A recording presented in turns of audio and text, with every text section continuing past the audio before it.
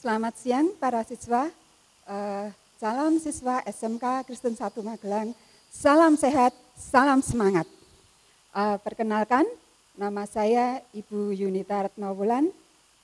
Di sini saya akan memberikan materi mengenal dunia kerja, yang dimana saat ini SMK harus bisa meluluskan calon tenaga kerja yang profesional dan handal.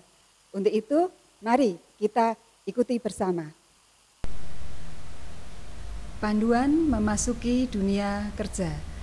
Pengantar masuk dunia kerja. Faktor penyebab sulitnya mendapatkan pekerjaan yaitu yang pertama, faktor internal yang berasal dari sikap dan mental atau attitude. Yang kedua, keahlian kerja atau skill. Kemudian yang berikutnya adalah faktor penyebabnya dari faktor eksternal. Yang pertama, kondisi ekonomi makro dan mikro. Kedua, kesenjangan antara ketersediaan lapangan kerja dengan jumlah tenaga kerja. Ketiga, perusahaan pencari kerja menetapkan persyaratan yang relatif lebih tinggi. 4.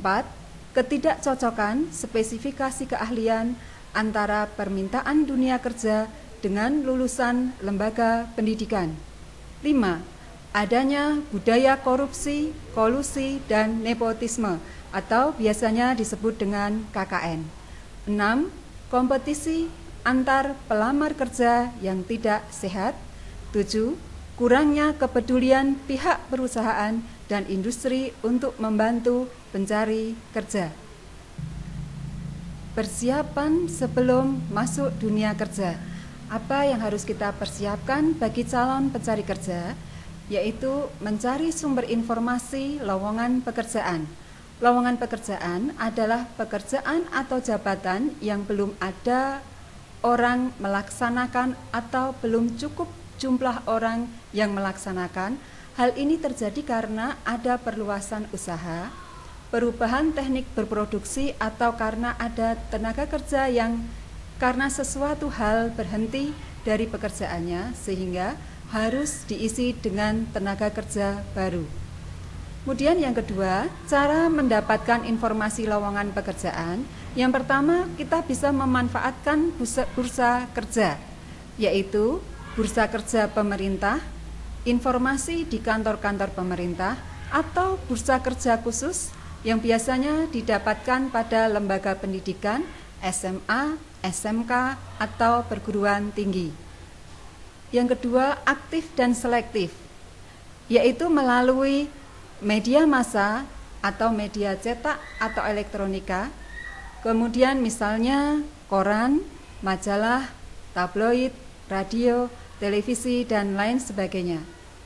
Yang kedua, yaitu dari media internet. Informasi lowongan pekerjaan saat ini banyak diperoleh dari internet. Bahkan dengan adanya internet, Anda dapat mengirimkan lamaran pekerjaan. Lowongan kerja yang benar, yaitu informasi lowongan kerja sekurang-kurangnya memuat diantaranya yang pertama adalah identitas perusahaan, kemudian yang kedua jumlah jabatan, yang ketiga jumlah tenaga kerja yang diperlukan pada setiap jabatan, yang keempat syarat jabatan, 5. Batas waktu pemenuhan lowongan. Yang keenam adalah alamat perusahaan atau pemberi kerja.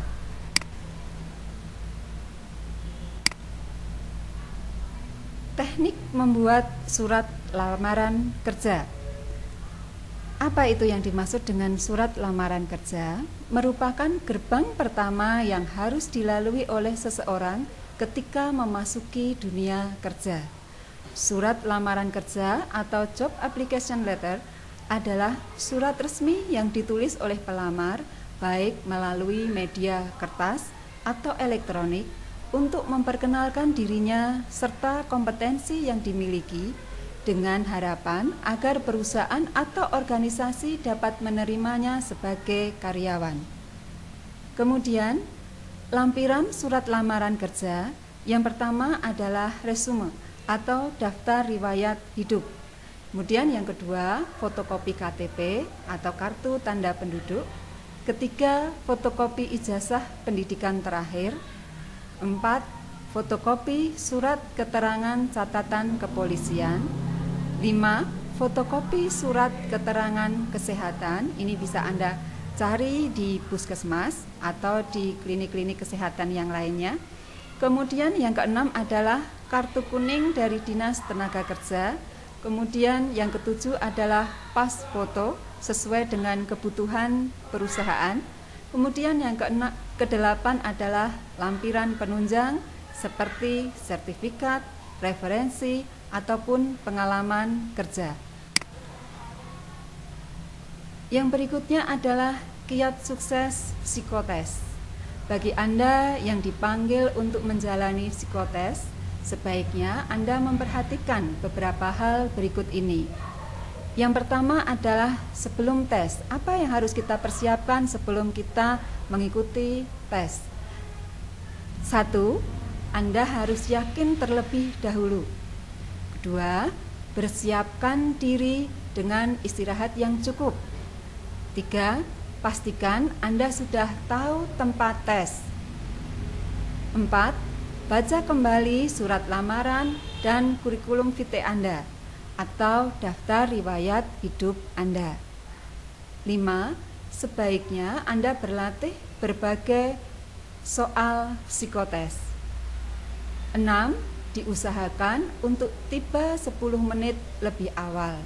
Yang ketujuh, walaupun tidak diminta, jangan lupa bawa peralatan alat tulis dan membawa jam.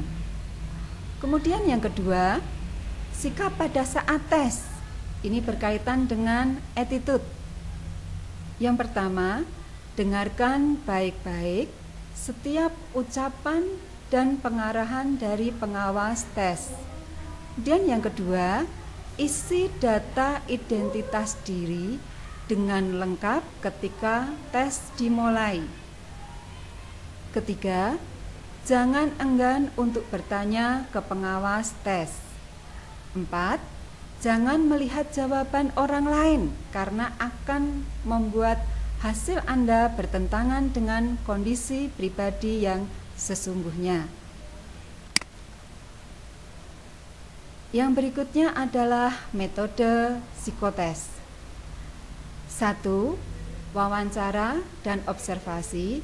Ini merupakan metode dasar dan utama.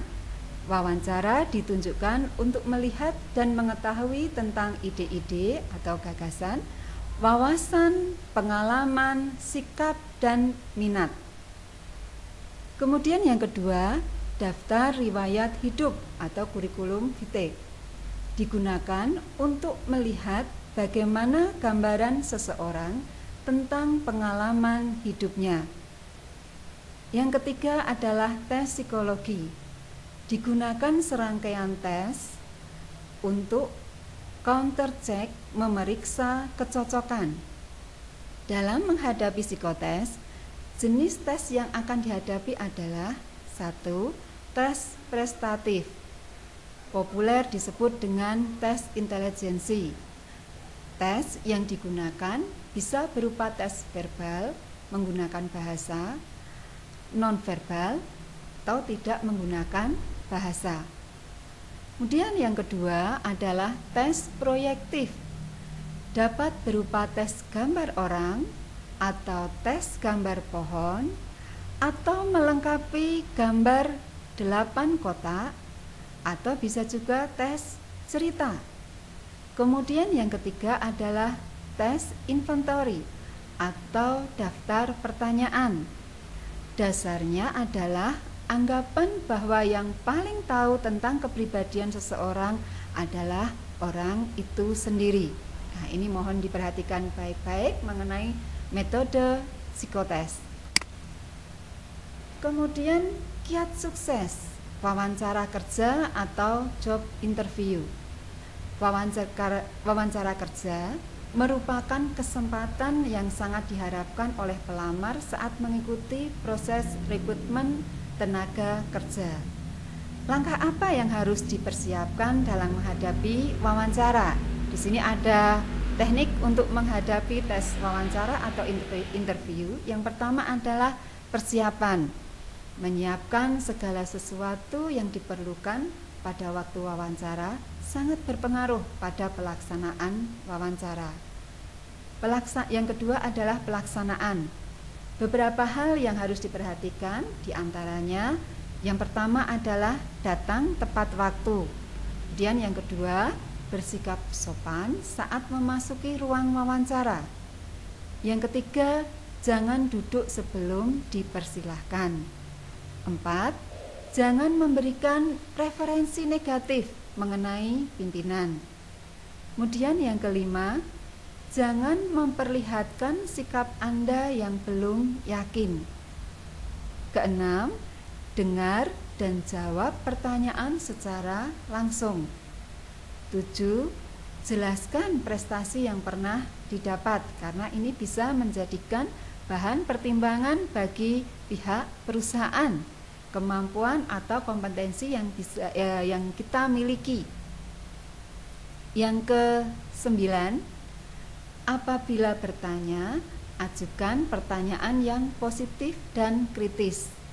Kemudian yang ke-10, kirim ucapan terima kasih. Kemudian yang terakhir adalah hal yang harus dihindari pada saat kita datang, atau pada saat kita datang interview, ataupun pada saat kita tes psikotes.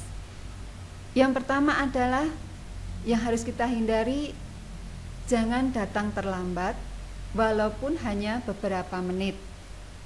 Kemudian yang kedua, jangan memperlihatkan kesal, gundah, dan dongkol atau marah gitu ya, karena menunggu lama. Kemudian yang berikutnya, jangan datang ke wawancara tanpa persiapan. Jadi kita harus mempersiapkan terlebih dahulu apa yang harus kita persiapkan dalam nanti kita menghadapi tes interview. Kemudian yang berikutnya adalah berpenampilan seadanya, atau biasanya menggunakan baju berlengan pendek, bersepatu olahraga, itu tidak sesuai pada waktu kita datang ke perusahaan untuk tes psikotes maupun tes interview. Kemudian yang berikutnya, jangan mengajak teman atau keluarga untuk menambah rasa percaya diri. Kalau bisa, mari kita datang sendiri, menunjukkan bahwa kita ini sudah siap menghadapi atau kita siap untuk mengikuti tes, baik itu interview maupun tes psikotes ini. Kemudian yang berikutnya, jangan mengambil kursi dan duduk sebelum dipersilahkan duduk. Menunggu sampai kita dipersilahkan duduk atau dipersilahkan masuk oleh pihak yang menginterview kita. Kemudian yang berikutnya, meletakkan tas Anda di atas meja pewawancara.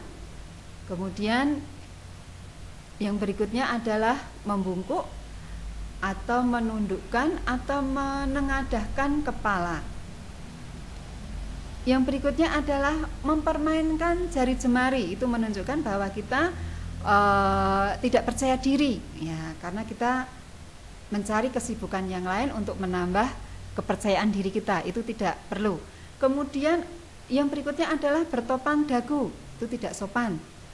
Kemudian yang berikutnya adalah merokok atau mengulum permen saat wawancara. Yang berikutnya adalah membuka percakapan. Jadi kita menunggu kalau kita sudah terlebih dahulu kita menunggu kita diwawancarai, baru kita memberikan jawaban sesuai dengan apa yang sesuai dengan kebutuhan perusahaan. Kemudian yang berikutnya adalah memberikan informasi yang tidak relevan. Dan yang terakhir adalah terlalu emosional atau terlalu bersemangat. Itu tadi yang bisa kami sampaikan. Semoga sukses dan dapat meraih cita-cita yang diinginkan. Semangat, sukses buat Anda semuanya. Terima kasih para siswa sudah mengikuti materi mengenal dunia kerja Semoga bermanfaat untuk Anda semuanya dan Anda nanti akan menjadi calon-calon tenaga kerja dari SMK Kristen 1 Magelang dengan semangat yang tangguh, dengan jiwa yang profesional. Mari kita tingkatkan sumber daya manusia lulusan SMK Kristen 1 Magelang yang handal. SMK bisa, SMK hebat, SMK beraksi, Krisma beraksi, berakhlak, berkarakter, dan berprestasi.